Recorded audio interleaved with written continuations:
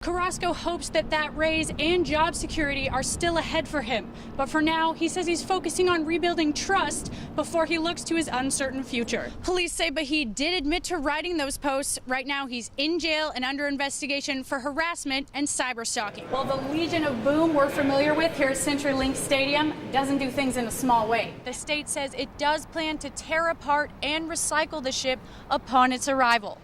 Well, you can see this Lake City neighborhood is looking pretty calm right now, but only minutes ago we saw police cars lined up and down this street. Those officers were treating the victim of the assault, a man that tells me that this evening 5 men attacked him.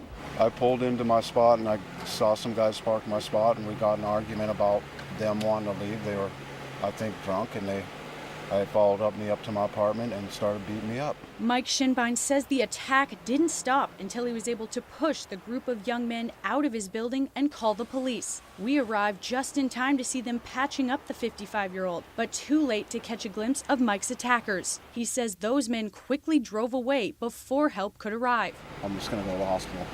I did just speak with Mike on the phone, and he says he is now doing fine after his 6 stitches. From Lake City, Melinda Lee, KIRO 7 Eyewitness News.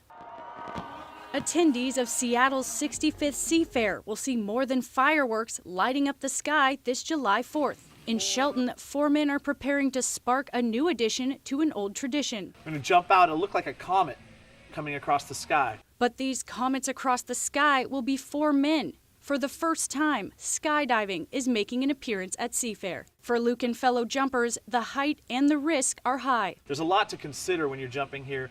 And on top of all of that, you now have the pressure of, I don't know how many hundreds of thousands of people will be around Lake Union getting ready to watch the fireworks show. One major consideration for this July jump is equipment. Here at Luke's family skydiving business, jumpers are testing gear like this wingsuit, a suit that allows them to control their speed and direction. With the wingsuits, we're able to get up to 130, 140 miles an hour forward speed. But for these men who have been diving from planes before they were driving in cars, it's more than a show. It's a chance to share their passion. We're going to show the crowd what it's like, what skydiving's like these days. 4 jumpers will take the dive at 7 and another 2 at 10. From Seattle, Melinda Lee, KIRO 7 Eyewitness News.